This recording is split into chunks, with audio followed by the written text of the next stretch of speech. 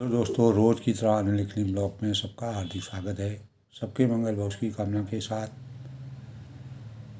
बड़ों को मेरा नमस्कार, छोटों को मेरा आशीर्वाद। मैं ठीक हूँ, आशा करता हूँ कि आप ठीक होंगे।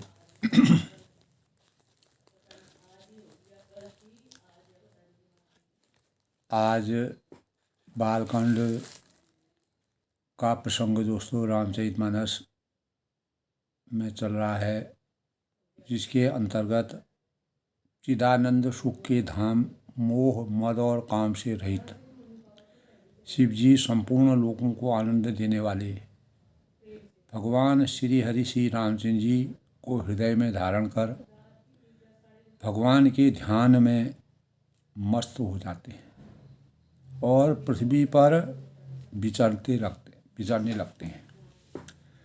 तो जब यानी आकाश से कही हुई ब्रह्मा की वाणी को सुनते ही पार्वती जी प्रसन्न हो गईं और हर्ष के मारे उनका शरीर पुलकायमान हो गया।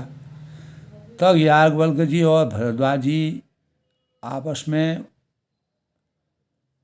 इस शिव लीला के बारे में और रामचरितमानस के बारे में जो भाव व्यक्त करते हैं, तो पार्वती जी का सुंदर चरित्र सुनाया और अब शिव जी का सुहावना चरित्र सुनने की हम यानी पार्वती जी का जो सुंदर चरित्र था, भगवान शिव की अखंड तपस्या तुमको करनी पड़ेगी। तो तब पार्वती ने नारद जी से कहा था कि उसे सत्य समझकर तू जाकर तप कर, जो नारद जी ने आपको बताया है। और यह बात माता पिता को भी अच्छी लगी और तब सुख की अनुभूति और दुख दोष का नाश करने वाले। तो तब के बल से ब्रह्मा ने संसार को रचा और तब के बल से ही विष्णु ने सारे जगत का पालन किया। यानी तपस्या में कितना मर्म छुपा हुआ है, कितनी शक्ति छुपी हुई है। तब के बल से हम जीवन के मार्ग को कैसे बदल सकते हैं, अपने जीवन में अभूतपूर्व परिवर्तन कर सकते हैं।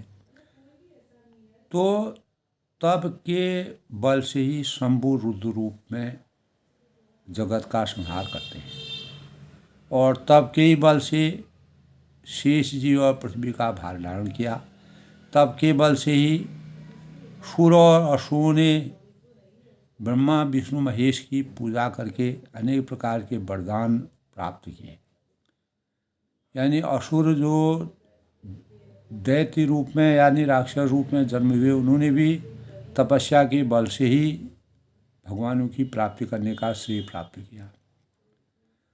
तो तब भवानी को पार्वती जी को कहते हैं कि भगवान शिव की तपस्या में अगर आप लीन हो जाएंगी, वह तब व्रत आपको किस नियम धर्म से करना है, सारी शिष्ट तप के आधार पर बनी हुई है। ऐसा जी में जानकर अपने हृदय में अंतर मन में जाकर तब करना श्रेयकर है।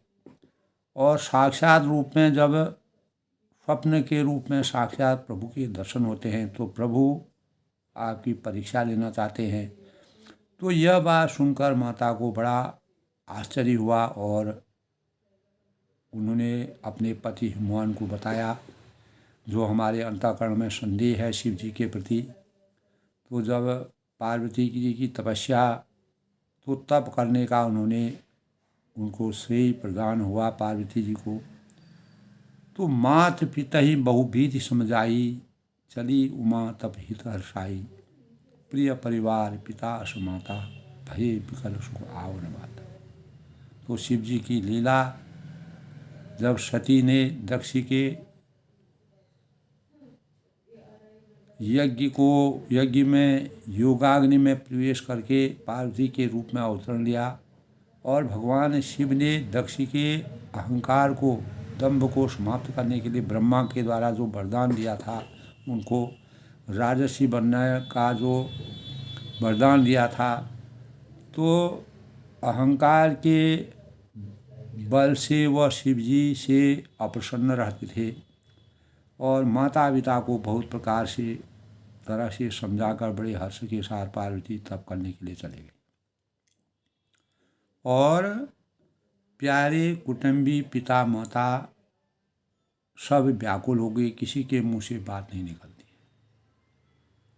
तब वेद शिरा मुनि ने आकर सबको इस वेदना और इस रहस्य के बारे में सबको समझाया और पार्वती जी की महिमा सुनकर सबका समाधान वेद ऋषि ने किया। तो पार्वती ने शिव जी को अपने अंतर मन में ध्यान करके, उनका मनन करके, उनका ध्यान करके, उनके चरणों को हृदय में धारण करके पार्वती जी वन में जाकर कठोर तप करने लगी। और पार्वती का अत्यंत सुकुमार शरीर जो था, कोमल शरीर था और तप के योग्य नहीं था। लेकिन दोस्तों, जब साधना की जाती है तो साधना में अनेक प्रकार की परेशानियां होती हैं, कठिनाइयां होती हैं। न अन्न मिलता है, न समय से न जल मिलता है, न फल मिलते हैं, कोई भी चीज़ उपलब्ध हमको नहीं हो पाती है। और जंगलों में रहना, जंगल में तपस्या करना, एकांत में रहना और शिव की ही के शरण में सब कुछ समर्पित करना। जब हमारे जीवन में सब अपेक्षाएं, जब हमारी और कामनाएं समाप्त हो जाती हैं, तब हम भगवान की शरण में जाते हैं। इस प्रकार पार्वती ने शुरू से ही प्रणबद्ध वचनबद्ध होकर के शिव जी की उपासना हजारों सालों तक जो है पार्वती ने स्वामी के चरणों में नित्य नया अनुराग उत्पन्न होने लगा और तप में ऐसा मन लगा दिया कि शरीर की सारी सुध वह भूल गई। नित नव चरण उपज अनुरागा, बिसरी देह तपहि मनु लागा। कल के प्रसंग में था दोस्तों, संबत सहस मूल फल खाई और साग खाए शत बरस गवाई। सारी सुध वह बिसर गई और 1000 वर्ष तक उन्होंने मूल और फल खाई, यानी जड़ और फल खाई, और फिर 100 वर्ष तक साग खाकर बिताई। तो कसु दिनों भोजन बारी बतासा, किए कठिन कसु दिनों उपवास। बेल पात मही परई सुखाई, 3 सहस्र संवत सोई खाई। तो दोस्तों, जब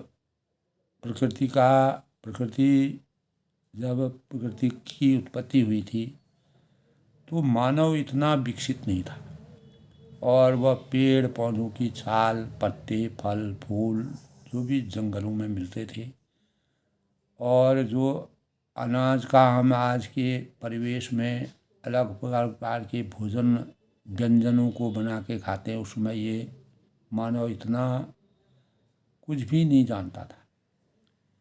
तो उसी प्रकार कुछ दिन स्वामी के चरणों में नित्य नया अनुराग उत्पन्न करके पार्वती जी ने तप में ऐसा मन लगाया, साधना में ऐसा मन लगाया कि शरीर की सारी सुध वह भूल गई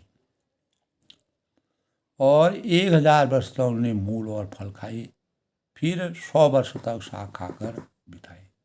तो भगवान शिव ने जिस प्रकार का उनको एक प्रकार से श्राप दिया था, उन्होंने जब मर्यादा पुरुषोत्तम भगवान राम जी की उन्होंने परीक्षा ली, परीक्षा लेने के बाद शिव से वह कपटपूर्ण झूठ बोल बैठी, क्योंकि किंग कर्तव्य विमूढ़ा अवस्था में आ गई। तब शिव जी ने उनको परित्याग करके सती के योगाग्नि में प्रवेश करके जब वह पार्वती हिमवान के वहाँ पैदा हुई, हिमवान के वहाँ पैदा होने पर जब पार्वती को कठोर तप करना पड़ा, तब शिव जी की प्राप्ति होने का भाव था।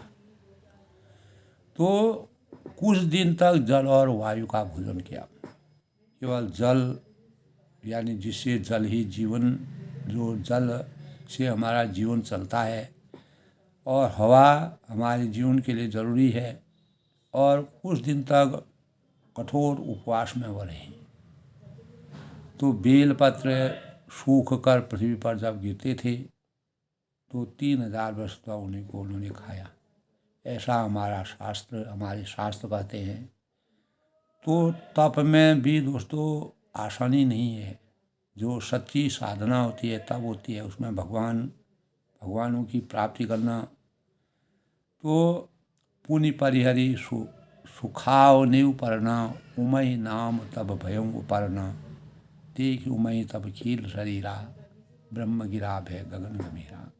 फिर सूखे पर्ण पत्ते को छोड़ दिए उन्होंने खाने, और पार्वती जी का नाम इसीलिए अपर्णा हो गया। पत्तों को खाना छोड़ दिया और मैंने नहीं, पर्ण को नहीं खाया।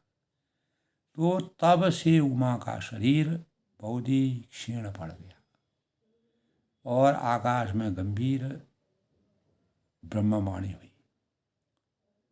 तो उस आकाशवाणी में क्या कहा गया? भयं मनोरथ सुफल तब, सुन गिरिराज कुमारी, परिवं दुषव कलेश तब, अब मिले। यानी हे पर्वतराज की कुमारी, सुन तेरा मनोरथ सफल हुआ है और तू अब सारे असह्य क्लेशों को त्याग दे, अब तुझे शिव जी मिलेंगे।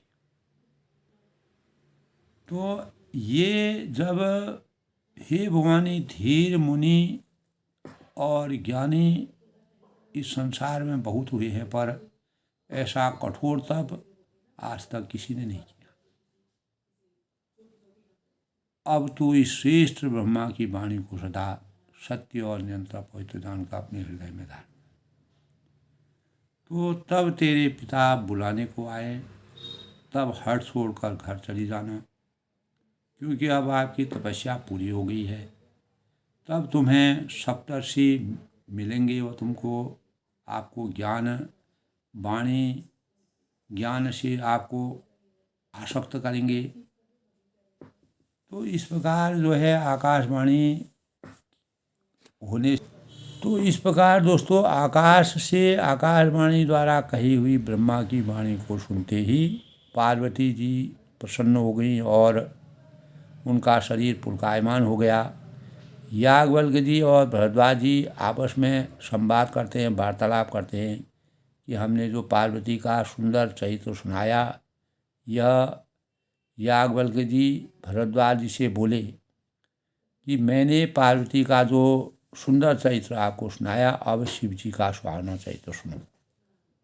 और शिव स्वरूप किस प्रकार के हैं, पार्वती ने जो जप किया था, जो तप किया था, उससे उनको सफलता प्राप्त हुई।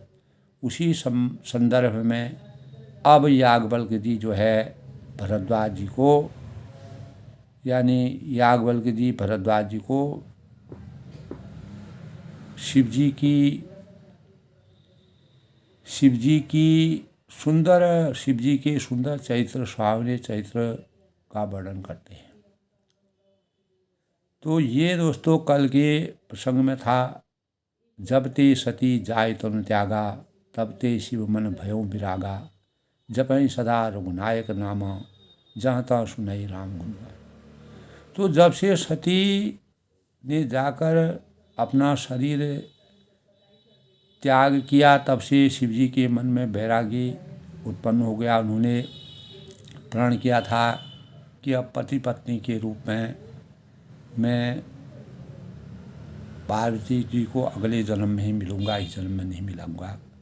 तब सती ने अपना प्राण त्याग दिया था, शरीर त्याग दिया था और शिव जी को वैरागी हो गया।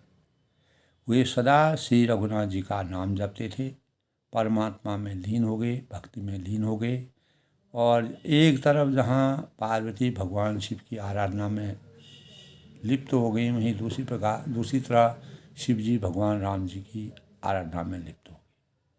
तो हमारे जीवन में दोस्तों जब ज्ञान की ज्योति हमारे अंतःकरण में जगती है, तो सामान्यतः तो कुछ जानते एवं समझने की प्रक्रिया को ही ज्ञान कहा जाता है।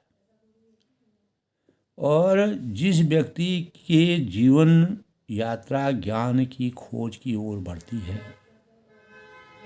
उसी के अनुरूप वह आचरण भी करता है। भगवान शिव और पार्वती का जो जीवन लीला थी, उनका आचरण था उसी प्रकार का हो गया।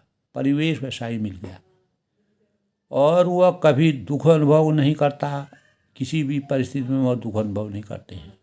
सत्य तो यह है कि अज्ञान ही दुख का मूल है।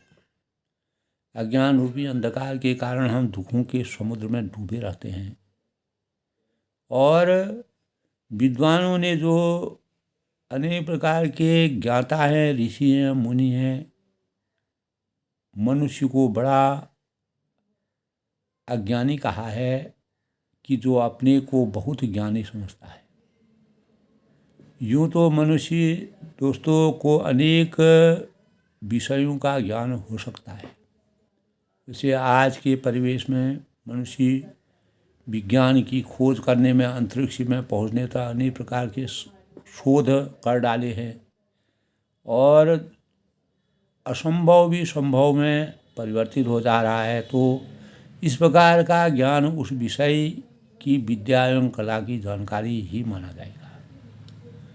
तो दोस्तों उस विषय का प्राप्त जो ज्ञान है वह परोपकार, सत्याचरण तथा व्यवहार में आता है। इस प्रकार पार्वती के जीवन में व्यवहार में भगवान शिव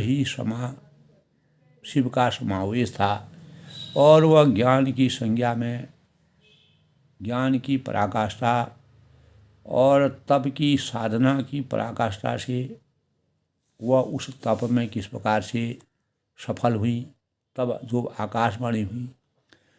तो मूल रूप से दोस्तों आत्मा को पहचानना और उसके अनुरूप आचरण करना ही ज्ञान है। तो तब पार्वती जी का ज्ञान जाग गया। ज्ञान अज्ञान रूपी चादर से ढका रहता है। अज्ञान रूपी परत को उखाड़ कर ज्ञान का अनुभव करना सच्चा ज्ञान है। और सच्चा ज्ञान शास्त्रों के अध्ययन के अनुरूप अनुभूतियाँ प्राप्त कर सज्जन विद्वान का ज्ञान ही होता है।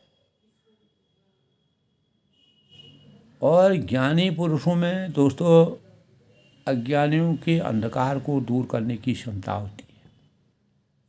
अज्ञान रूपी अंधकार से ज्ञान रूपी प्रकाश का जो संचार करते हैं, तो आध्यात्मिक क्षेत्र के ज्ञानियों को, जैसे ऋषि हैं, मुनि हैं, सुधीजन हैं, विलक्षण प्रतिभा के लोग हैं, समाजशास्त्री हैं, मनोवैज्ञानिक हैं, अनेक प्रकार की विज्ञानवेत्ता हैं, आध्यात्म से जुड़े हुए जो देव तुल्य जो ऋषि मुनि हैं, तो आध्यात्मिक क्षेत्र से ज्ञानियों को ऋषि की संज्ञा दी गई है।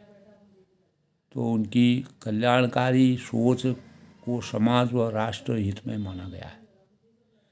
तो यही आध्यात्मिक ज्ञान भारत का अमूल्य निधि है। इससे विश्व में पूरे संसार की मानवता को कल्याण का संदेश मिलता है। हमारी जो धर्मशास्त्रों में जो देवी देवताओं ने जिस प्रकार की रचना, जिस प्रकार का जीवन परिलक्षित किया है, अपने अज्ञान को समझ लेने वाला कोई भी स्त्री है, पुरुष है, मनुष्य मात्र है, सच्चा ज्ञानी होता है जो अपनी अज्ञानता को समझ जाता है। पार्वती ने जब शिव को मर्यादा पुरुषोत्तम भगवान राम जी की परीक्षा लेने के बाद थोड़ा सा वह विचलित हो गई, तो उसी के परिणामस्वरूप उसने अपने आप को दोषी समझा और उसी दोष का जो है उनको पता चल गया कि शिव जी मेरे से नाराज हो गए हैं। क्योंकि मर्यादा एक ऐसी चीज़ है, मर्यादा को सही स्वरूप देने के लिए, मर्यादा की नीति के अनुसार मर्यादा को चलाने के लिए संकल्प शक्ति, व्रत, तप, ध्यान, साधना, ये हमारे जीवन के अभिन्न अंग बन जाते हैं। तो अपने अज्ञान को समझ लेने वाला पुरुष सच्चा ज्ञानी होता है। ज्ञानी की जीवन शैली सामान्य पुरुषों से बिल्कुल अलग होती है और कभी आचरण के बिना और उतारे ज्ञान का वरदान ही अहंकार वश अज्ञान की श्रेणी में आ जाता है। तो जीवन की विभिन्न परिस्थितियों में भगवत कृपा से, परमात्मा की कृपा से जब पार्वती जी को वो अपनी तप में सक्षम होगी, तप में सफल होगी, तो विश्वास से हमेशा, विश्वासम फलदायकम, परीक्षाओं में उत्तीर्ण होते हैं, हमें दुर्बलताओं पर हम विजय प्राप्त करते हैं, चुनौतियों का हम सामना करने में सफल होते हैं, आत्मिक चेतना को बल मिलता है और शांति और आनंद से मानसिक और शारीरिक संतुलन बना रहता है। तो आध्यात्मिक ज्ञान ही तो है दोस्तों जो हमें सामर्थ्य प्रदान करता है। यही सामर्थ्य यानी पार्वती जी को प्राप्त हुई, जिन्होंने कठोर वन में रह कर के विषमताओं में भी समता का प्रवेश करके अपने जीवन में पत्तियों को खाकर और जल और वायु से अपने जीवन को हजारों सालों तक शिव तपस्या में लीन हो गई। तो आध्यात्मिक ज्ञान के अंतर्गत श्रद्धा का महत्वपूर्ण स्थान होता है। तब भगवान शिव के प्रति जो अपार श्रद्धा उनको पहले से थी, वह श्रद्धा पुनः जागृत हुई। तो ज्ञान की ज्योति से जो प्रकाश होता है, वह अज्ञान को नष्ट कर मनुष्य को सही दिशा प्रदान करता है। यही दिशा पार्वती जी ने जिस प्रकार से मर्यादा पुरुषोत्तम भगवान राम जी की परीक्षा ली, वह शिव जी को सहन नहीं हुआ। शिव जी नहीं चाहते थे कि किसी प्रकार भी का संशय मर्यादा पुरुषोत्तम भगवान राम जी के प्रति हो, क्योंकि शिव की साधना के बिना भगवान राम की साधना नहीं हो सकती है। तब मनुष्य को सही दिशा की ओर बढ़ने का निर्देश, जो ज्ञान हमारा ज्ञान का प्रादुर्भाव होता है, ज्ञान अपने आप ही जागता है, तो हमारे जीवन को सही रास्ते का अनुसरण करवाता है। तो इसी संबंध में दोस्तों आज के प्रसंग से पहले आज के शुभ पंचांग, सूक्ष्म पंचांग की गणना करते। आज का पंचांग दोस्तों आज 11 दिसंबर 2024 मार्गशीर्ष माह के शुक्ल पक्ष की एकादशी तिथि, स्वर्ण नक्षत्र का संयोग है दोस्तों और बुधवार का दिन है। रेवती नक्षत्र भी आज उसके बाद होगा और बरियान योग का संयोग है। सूर्य आज वृश्चिक राशि में प्रवेश करेंगे। चंद्रमा सुबह 11:48 से मीन राशि में विराजमान रहेंगे। इसके बाद मेष राशि में प्रवेश करेंगे और बरियान योग 6:47 से शुरू होगा और उसके बाद परिधि योग का संयोग रहेगा। और आज का दिन अमृत, आज के शुभ मुहूर्त की बात करते हैं तो अभिजीत मुहूर्त आज दोस्तों नहीं है और आज का अमृतकाल 9:33 से 11:02 तक, ब्रह्म मुहूर्त आज 5:36 से 6:14 तक, आज का राहुकाल 12:15 से 1:32 तक, सूर्य उदय आज 7:04 पर होंगे और सूर्यास्त 5:25 तक। तो इस प्रकार आज के शुभ पंचांग का योग। बुधवार का दिन भगवान गणेश जी का दिन माना जाता है। बुध और गणेश जी का ऐसा संयोग हुआ कि जब गणेश जी ने कैलाश में अपना अवतरण लिया तब बुध भगवान वहाँ पर गए थे।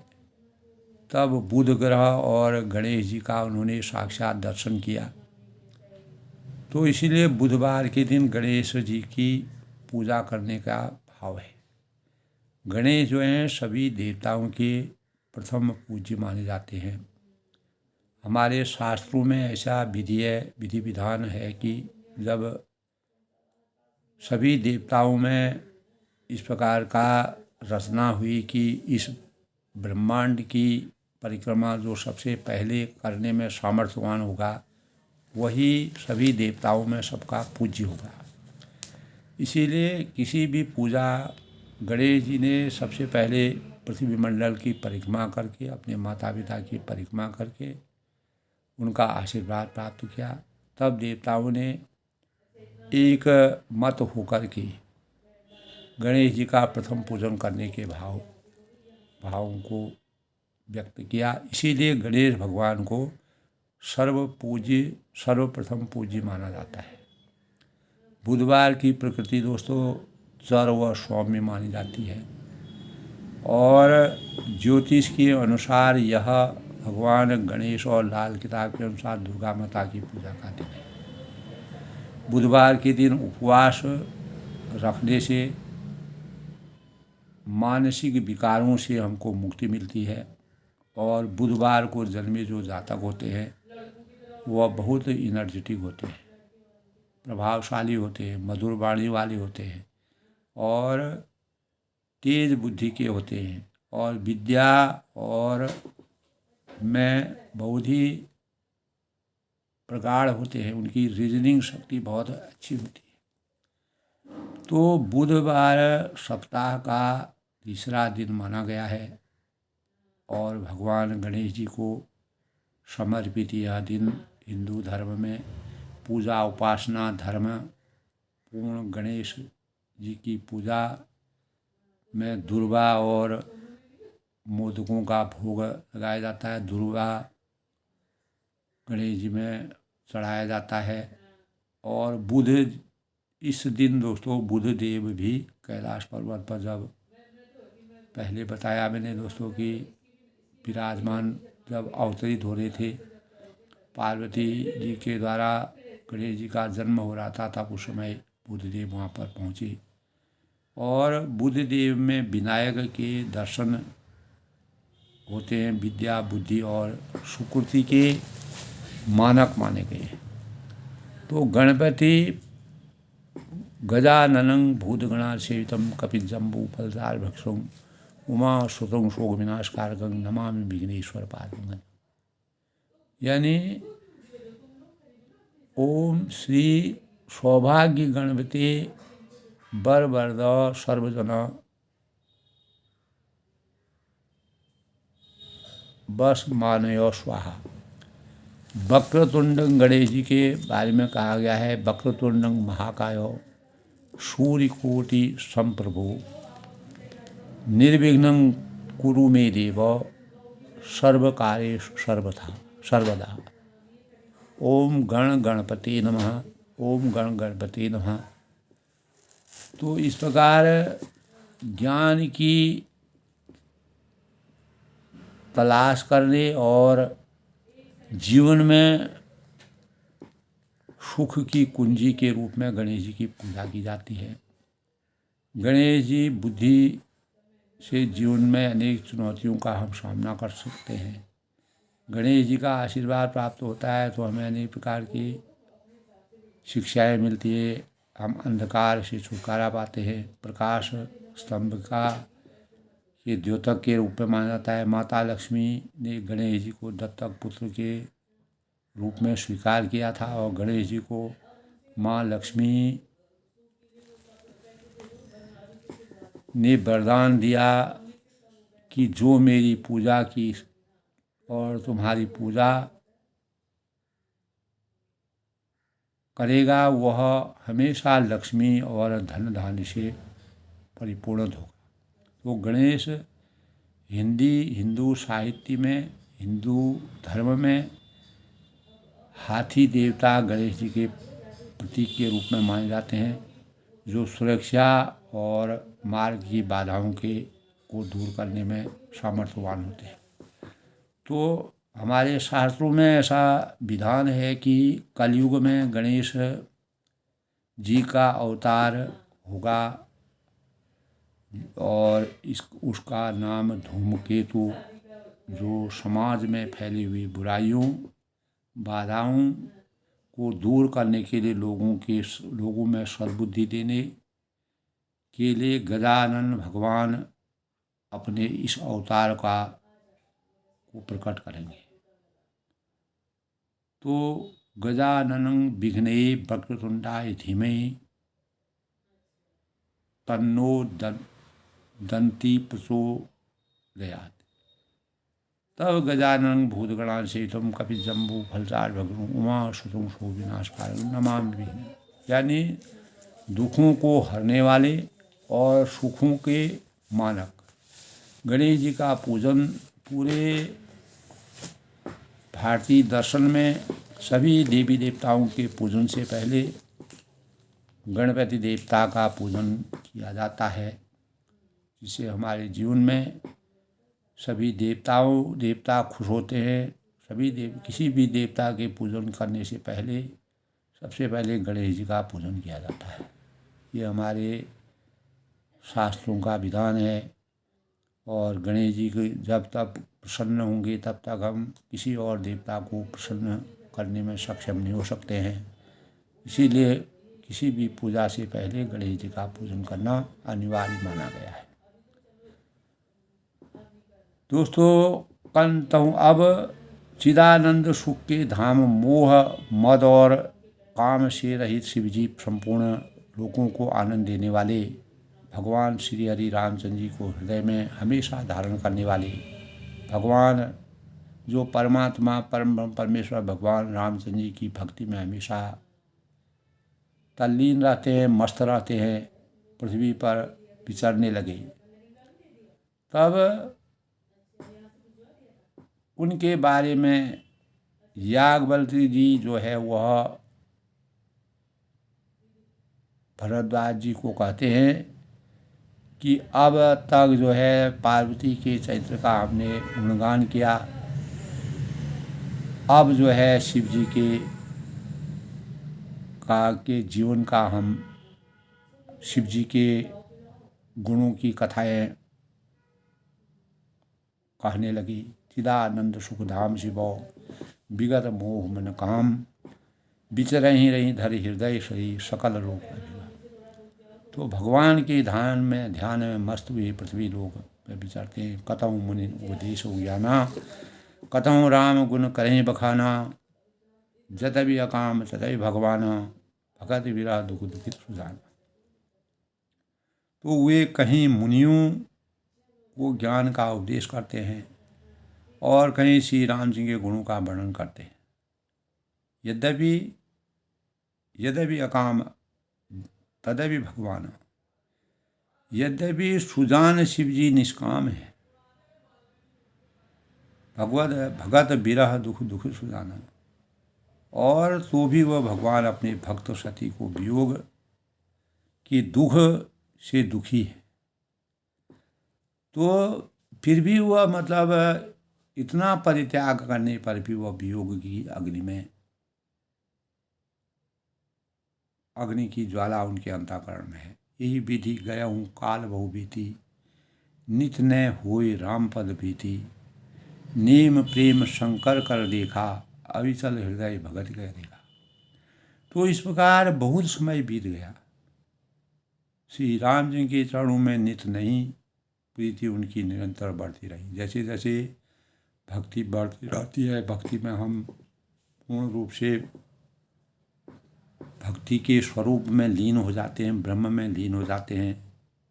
तो नेम प्रेम शंकर कर देखा। शिव जी ने कठोर नियम, अनन्य प्रेम और उनके हृदय में भक्ति की अटल टेक को जब श्री राम जी ने देखा, प्रगटे राम कृतज्ञ कृपाला। एक तरफ से जहाँ पार्वती जी को ब्रह्मा के द्वारा आकाशवाणी होती है कि अब आपकी शिव की तपस्या में आप सफल हो गई हैं, वहीं दूसरी ओर प्रगटे राम कृतज्ञ कृपाला। तब कृतज्ञ पूर्ण रूप से समर्पित भगवान रामचंद्र जी के ऊपर उपकार मानने वाले भगवान कृपालु रूप और रूपशील निधि तेज विशाला, शील के भंडार और महान तेजपूर्ण भगवान श्री रामचंद्र जी साक्षात रूप में प्रकट हुए। बहु प्रकार शंकर सराहा।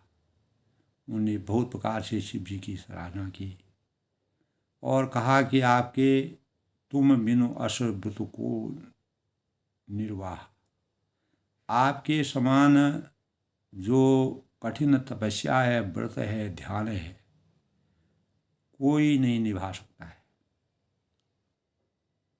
जिस प्रकार का निर्वहन आपने किया, हजारों सालों तक आपने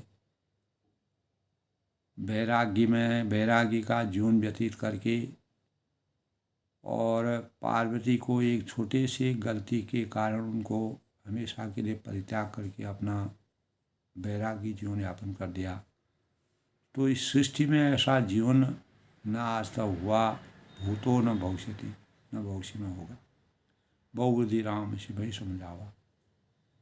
तब भगवान राम जब शिव पूर्ण भक्ति में लीन हो गए, तब भगवान रामचंद्र जी उनको समझाते हैं अनेक प्रकार से। पार्वती कर जन्म सुनावा, अति पुनीत गिरजा कह करनी, बिस्तर सहित कबानी निभरी।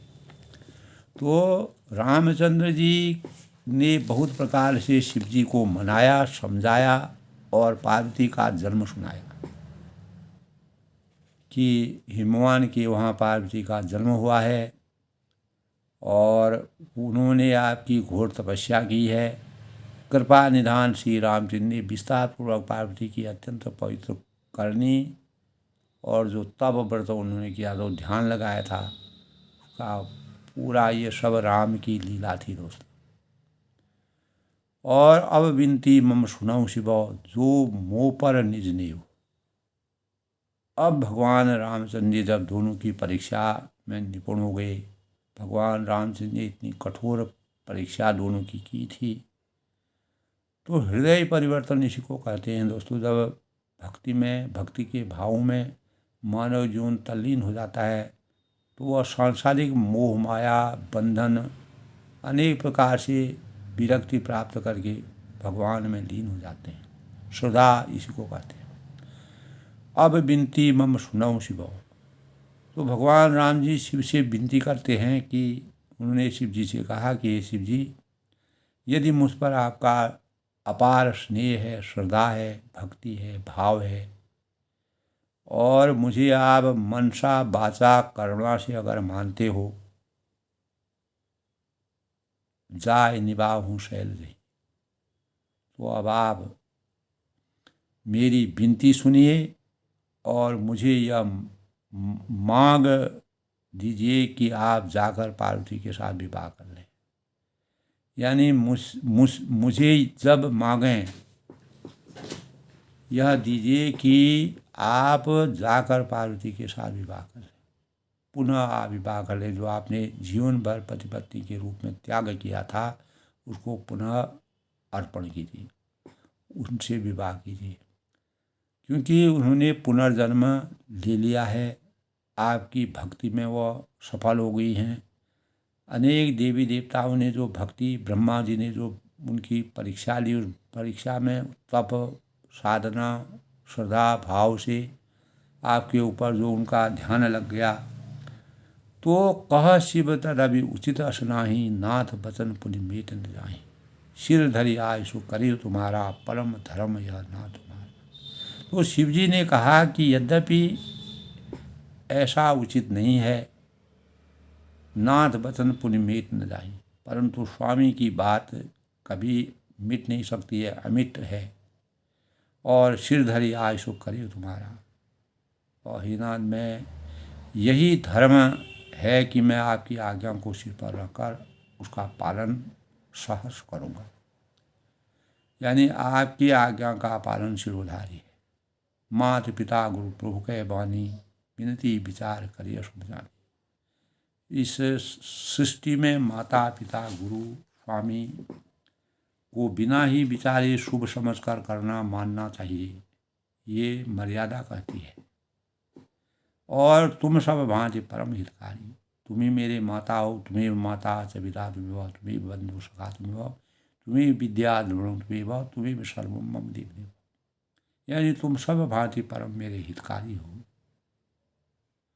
आज्ञा सिर करना तुम्हारी, आपकी आज्ञा को मैं सिर पर धारण करता हूँ। जो मुझे वैराग्य हुआ था उस वैराग्य को मैं त्याग करके आपके कथनानुसार मैं आगे का जीवन चलाऊंगा। प्रभु तो सुन शंकर वचना भक्ति विवेक धर्म जो। तो शिव जी की जो भक्ति थी, ज्ञान था, धर्म से युक्त जो वचन रचना थी, मनसा वाचा कर्मणा, सुनकर प्रभु रामचंद्र जी अपार संतुष्टि की से अभिभूत हो गए, अपार प्रसन्नता हो गई। कह प्रभु हर तुम्हार मन रो। प्रभु ने कहा कि हर, हे शिव, शिव जी का नाम हर भी है, हर हर महादेव। हे हर, आपकी प्रतिज्ञा पूरी हो गई है। आप भी अपनी भक्ति में, अपनी साधना में पूर्ण रूप से जो प्रतिज्ञा आपने पार्वती के लिए किया था, वो प्रतिज्ञा आपको इस सृष्टि में को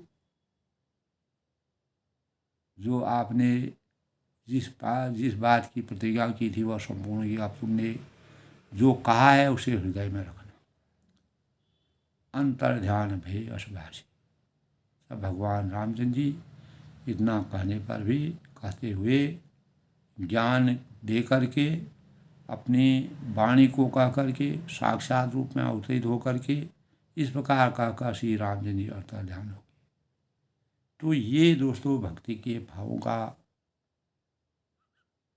सबसे बड़ी साक्षात भक्ति का ये स्वरूप होता है। जब मानव जीवन में ऐसा प्रतीत होता है तो हम इस भवबंधन के अनेक प्रकार के भवबंधनों में कितने प्रकार की, अनेक प्रकार की जो बुराइयां होती हैं, कठिनाइयां होती हैं, चुनौतियां होती हैं, माया होती है, मोह होती है, उससे हम छुटकारा पा लेते हैं। शंकर सोई मूर्ति राखी, तब ही सप्त शिव पर पाए, तब बोले प्रभु अति वचन सुहाई। इस प्रकार कहकर श्री रामचंद्र जी अंतर ध्यान हो गए और शिव जी ने उनकी वह मूर्ति, जो साक्षात रूप में जो मूर्ति थी, अपने हृदय में धारण करी, अंतर मन में उनको निहित कर दिया।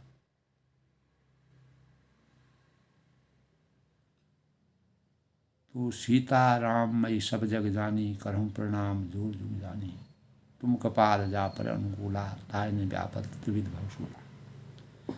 तो तब ही सप्तऋषि शिव यही आए। उसी समय सप्तऋषि शिव जी के पास आए, बोले प्रभु अति वचन सुहाए। प्रभु महादेव जी ने उनसे अत्यंत सुहावने वचन कहे।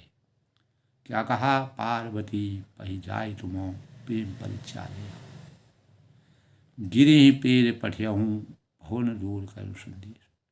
आप लोग पार्वती के पास जाकर उनके प्रेम की परीक्षा लीजिए और हिमांचल को कहकर उन्हें पार्वती को लिया लाने के लिए भेजिए, तथा पार्वती गिरी पेड़ पठियों भवन दूर करें संदेश। पार्वती को घर भिजवाइए और उनके संदेह को दूर कीजिए। जो उनके अंतःकरण में जो संदेह है, वह संदेह उनका हमेशा के लिए समाप्त हो गया है। उस संदेश को समाप्त कीजिए। उनको ज्ञान, यानी पार्वती पही जाए तुम, आप पार्वती के पास जाकर के उनके प्रेम की परीक्षा लीजिए। क्या वास्तविक प्रेम में वह निपुण है? और हिमांचल से कहकर, जो उनके पिता हैं, उनसे कहकर उन्हें पार्वती को लिया लाने के लिए भेजिए। यानी पार्वती जो जंगल में हैं, उनको वहाँ से लाने के लिए भेजिए। पार्वती को घर भिजवाइए और उनके संदेह को हमेशा के लिए समाप्त कीजिए। शिव के प्रति, पार्वती के प्रति जो संदेह है, उस संदेह को समाप्त, यानी उस संदेश में सफलता प्राप्त करने पर भगवान शिव और पार्वती का जो शरीर त्याग उन्होंने किया था, पार्वती ने, और उस शरीर त्याग करने के बाद भगवान शिव की प्राप्ति हुई। उनकी भक्ति में वह पूर्ण रूप से सफल हुई, आकाशवाणी हुई। शिव जी जिस प्रकार से राम भक्ति में लीन थे और उन्होंने बहुत समय बीत गया श्री राम जी के चरणों में नित नई प्रीति के भावों को कठोर और अनन्य नियम प्रेम और उनके हृदय में भक्ति की अटल वेदना का संचार हुआ, और जिसके परिणाम स्वरूप भगवान रामचंद्र ने स्वयं आकर के शिव जी से विनती की कि यदि तुम्हारा मुझ पर अपार स्नेह है, भक्ति है, प्रेम है, तो अब आप मेरी विनती सुनिए, मुझे वह मांगे दीजिए कि आप जाकर पार्वती के साथ विवाह कर लें। तो शिव जी ने यद्यपि यह उचित नहीं है कहा, लेकिन स्वामी की बात को कोई मीट नहीं सकता है, क्योंकि यही मेरा परम धर्म है, यही आपकी आज्ञा को मैं शिरधारी करता हूँ। तब इस संसार में, इस सृष्टि में मर्यादा और नीति यही कहती है कि माता पिता, गुरु और स्वामी की बात को बिना ही विचारे शुभ समझकर स्वीकार करना चाहिए। और फिर आप तो सब प्रकार से मेरे परम पूज्य हैं, बिना आपके मैं अपने जीवन में कुछ भी नहीं कर सकता हूँ। मैं पत्नी तक को मैंने हमेशा के लिए त्याग दिया। हे नाथ, आपकी आज्ञा शिरोधार्य है। तो शिव जी की भक्ति, ज्ञान, धर्म से युक्त वचन रचना, मनसा वाचा कर्मणा को सुनकर प्रभु रामचंद्र जी संतुष्ट हुए, और प्रभु ने कहा कि हे शिव जी, आपकी प्रतिज्ञा पूरी हो गई है। आप सभी प्रकार से सफलता प्राप्त कर चुके हैं, भक्ति में निपुण हैं और अपने संकल्प में निपुण हैं। वैराग्य आपके अंतःकरण में, आपके घट घट में विराजमान है। हमने जो कहा उसे हृदय में रखना उचित रहेगा। इस प्रकार मर्यादा पुरुषोत्तम भगवान रामचंद्र जी साक्षात रूप में अवतरित होकर शिव जी को ज्ञान देकर के अंतर्ध्यान हो गए, और शिव जी ने उनकी मूर्ति अपने हृदय में अंकित की। पवन तनय शंकर शरण मंगल मूर्ति रूप, राम लखन सीता सहित हृदय वसं। जिस प्रकार हनुमान जी ने अपने हृदय में राम लखन सीता सहित हृदय वसों अपने हृदय में बसाने का प्रयास किया, उसी प्रकार भगवान शिव ने भी रामचंद्र जी को अपने हृदय में बसाने का सानिध्य प्राप्त किया। तब आप लोग जो है, तब शिव जी ने सप्तऋषि को बुलाया और जाकर पार्वती जी को घर ले जाने के लिए कहा। वो अपनी भक्ति में सफल हो गई है, और पार्वती को ले जाने के लिए उनके पिता हिमवान जी से कहिए कि पार्वती को घर भिजवाइए। उनके अंतःकरण में अगर किसी प्रकार का संदेह है, वह संदेह पूर्ण रूप से समाप्त हो गया। इस प्रकार दोस्तों, आज के बालकांड की भगवान शिव पार्वती की परीक्षा में जिस प्रकार से वह दोनों सफल होते हैं, आकाशवाणी होती है, और मर्यादा पुरुषोत्तम भगवान राम जी शिव साक्षात रूप में शिव के दर्शन होकर के उनको मन, वचन और वाणी से निपुण जानकर भक्ति, स्नेह और साधना में पूर्ण रूप से लिप्त और वैरागी के भावों का पूर्ण समर्पण जो उनके अंतःकरण में है, तब उन्होंने शिव जी को पार्वती से पुनः विवाह करने की सीख दी, जिसको शिव जी ने शिरोधार्य किया। तो दोस्तों, सत्य संकल्प सुनशीय सत्य, तो सत्य संकल्प सुनशीय सत्य आशीष हमारी, पूजई मन कामना तुम्हारी। तो मंगल भवन मंगलहारी, उमा सई जय जपत पुरारी, दीन दयाल विस्मारी, हरौ नाम कड़वारी। इस प्रकार भगवान राम जी की लीला अपरंपार है। तुलसीदास जी ने इस लीला को बड़े ही मनोरम ढंग से, सुंदर रूप में, जिस प्रकार माला में फूलों को गूंथ करके एक अपार सुंदर सौंदर्य का सृजन होता है, उसी प्रकार भगवान रामचंद्र जी ने शिव और पार्वती के संवाद को, उनके जीवन चरित्र को इस प्रकार से मानव जीवन के लिए प्रेरणा के स्रोत के रूप में अवतीत किया है, जो मानवता के लिए सबसे बड़ा प्रेरणा का स्रोत है। तपस्या, भक्ति और मैं कितना अपार शक्ति छुपी है। ऐसे भावों का संचार प्रत्येक मानव के अंतर्गत अपनी वाणी को विराम देते हैं। मैं सबके मंगल भविष्य की कामना करता हूँ। जय श्री राम।